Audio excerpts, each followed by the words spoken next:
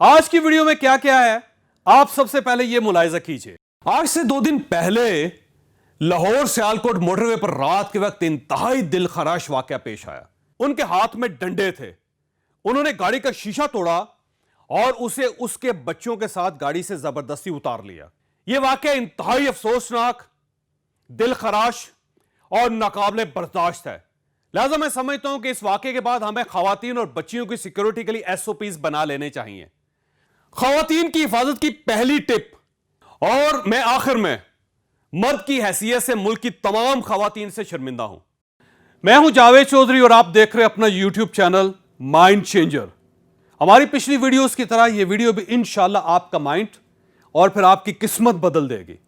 आपने अगर अभी तक हमारा चैनल सब्सक्राइब नहीं किया तो आपकी स्क्रीन पर यह सुर्ख निशान नजर आ रहा है, आप इसे टच कर दीजिए और घंटी के इस निशान को भी हल्का सा छू दीजिए।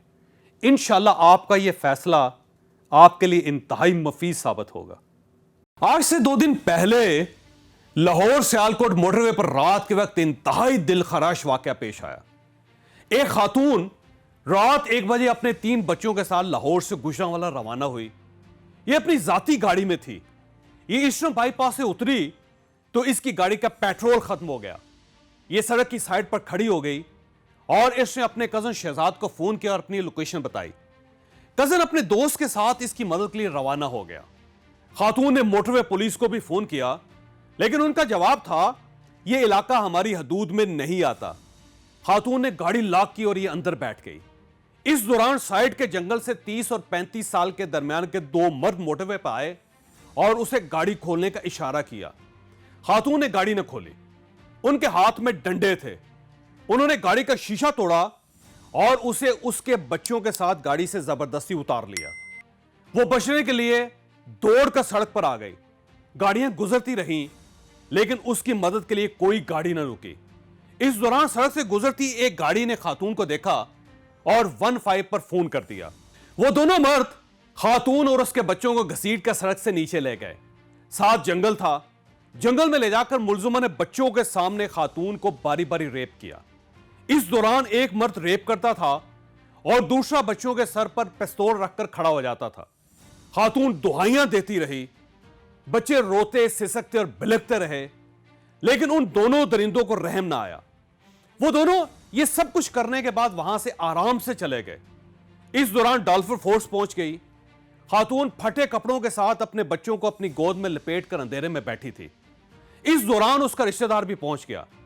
यह इशू अगली सुबह मीडिया तक पहुंचा और पूरी दुनिया में कोहराम मच गया। यह वाकया इंतहाई अफसोसनाक, दिलखराश और नाकाबिले बर्दाश्त है। पाकिस्तान के हर हसास शहरी का सर इस वक्त नदामत से झुका हुआ है। यह यकीनन हमारे law and justice system, policing और सोसाइटी के फेलियर की अलामत है।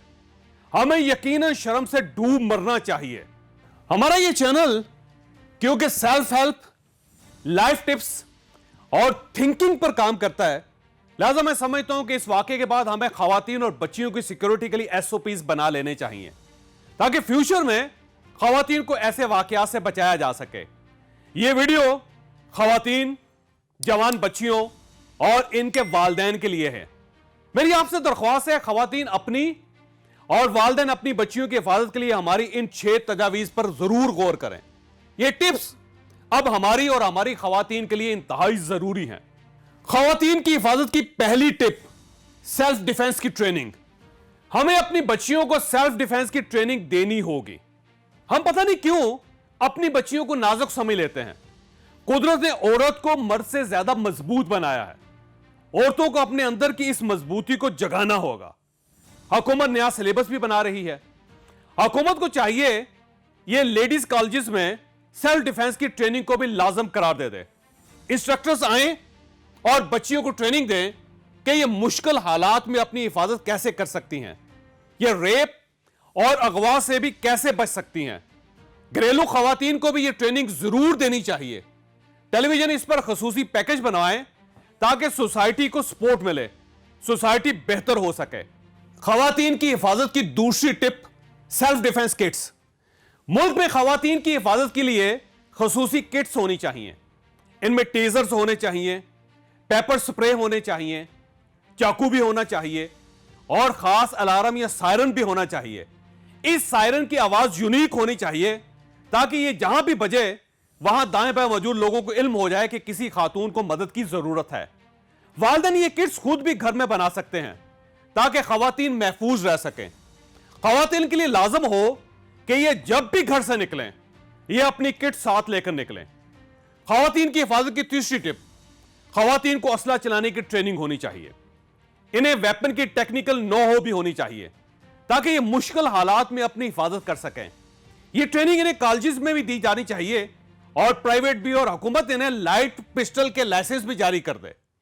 ये पिस्टल ऐसे होने चाहिए जो दूसरों को सिर्फ जख्मी करें, इनकी जान ना लें।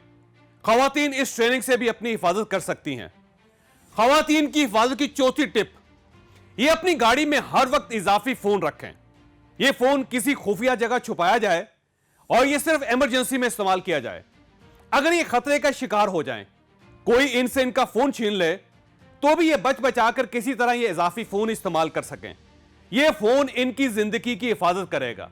खवातीन की हिफाजत की पांचवी टिप, ये जब भी घर से निकलें ये फोन के जरिए अपने खानदान के किसी न किसी फर्द से बात करती रहें।